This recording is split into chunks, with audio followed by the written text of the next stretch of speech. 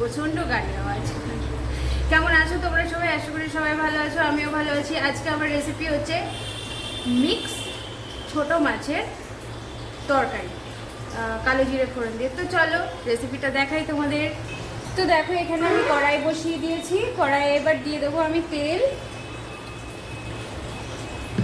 যেহেতু ছোট মাছ সেহেতু আমি বেশি তেলে করব না। মাছটা ভাজতে যেটুকু তেল লাগবে তারপরে যেটুকু তেল থাকবে সেটা বুঝে আমি তেল দেবো। তো চলো তেলটা প্রথমে গরম হয়ে যাক। তো দেখতেই পাচ্ছ এখানে তেলটা আমি ভীষণ ভালো করে গরম করে নিয়েছি, কড়াই থেকে ধোয়া উঠে গেছে। এরপরে আমি দিয়ে দেবো এই যে চুনো মাছ। এখানে আছে এই যে গুতেল মাছ, জানি না তোমরা কে কী বলো, ট্যাংরা মাছ, আর আছে কেকলে মাছ। তো এই মাছগুলো আমি প্রথমে ভালো করে ভেজে নেব। তো চলো মাছগুলো আগে ভাজা হয়ে যাক। তো দেখো মাছগুলোকে আমি সুন্দর করে ভেজে নিয়েছি। এই যে এবার মাছগুলোকে তুলে নেব।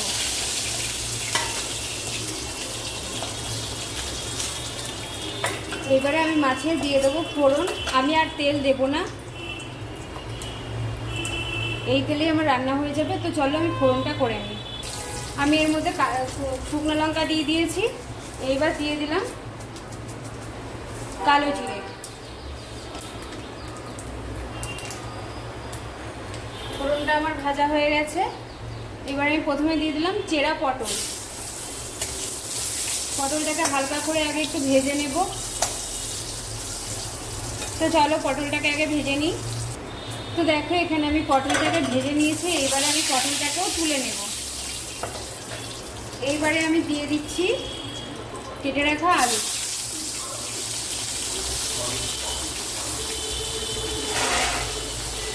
এবার আলুটাকেও আমি সুন্দর করে ভেজে নেব। তো দেখো এখানে আমার আলুটা ভালো করে ভাজা হয়ে গেছে।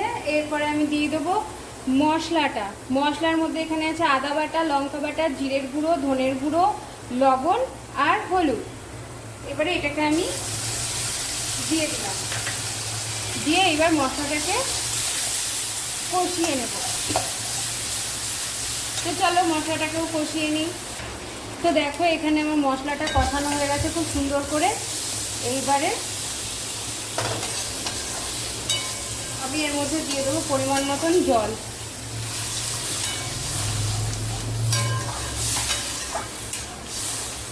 আমি আরেকটুখানি জল দেবো।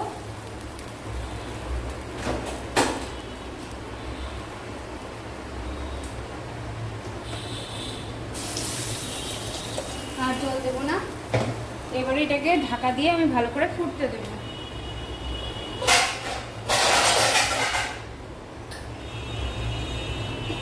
আমি এটা ঢাকা দিয়ে দিলাম। এটা ভালো করে ফুটে গেলে মাছগুলো আমি দিয়ে দেবো। তো চলো এটা আগে ভালো করে ফুটে যাক। তো দেখো আমার ঝোলটা খুব ভালোভাবে ফুটে গেছিলো। এইবারে আমি দিয়ে দেবো এই মাছগুলো আর এই পটলগুলোও দিয়ে দিলাম। দিয়ে এটাকে আমি আরও 5 মিনিট মতন ফুটতে দেব। আলুটাও খুব সুন্দর আমার সেদ্ধ হয়ে গেছে। তো ঠিক আছে চলো এটা আগে সেদ্ধ হয়ে নিক মাছটা, তারপরে আসছি। তো দেখতেই পাচ্ছ আমার এখানে ঝোলটা হয়ে গেছে, মাছগুলো সুন্দর করে সেদ্ধ হয়ে গেছে। এইবারে আমি এই ঝোলটাকে নামিয়ে নেবো। তো চলো আগে ঝোলটাকে নামিয়ে নিই। তো এই যে আমার মাছের রেসিপি রেডি। তোমাদের যদি এরকম হালকা পাতলা ঝোল গরমে, তো এই যে আমার মাছের পাতলা ঝোলটা রেডি, ছোট মাছের পাতলা ঝোলটা আমার রেডি। তোমাদের যদি এরকম পাতলা ঝোল বাড়িতে মানে ভালো লাগে আর কি খেতে, তো বাড়িতে অবশ্যই এই রেসিপিটা একবার ট্রাই করে দেখো। তোমাদের কেমন লাগলো আমাকে কমেন্টে জানিও।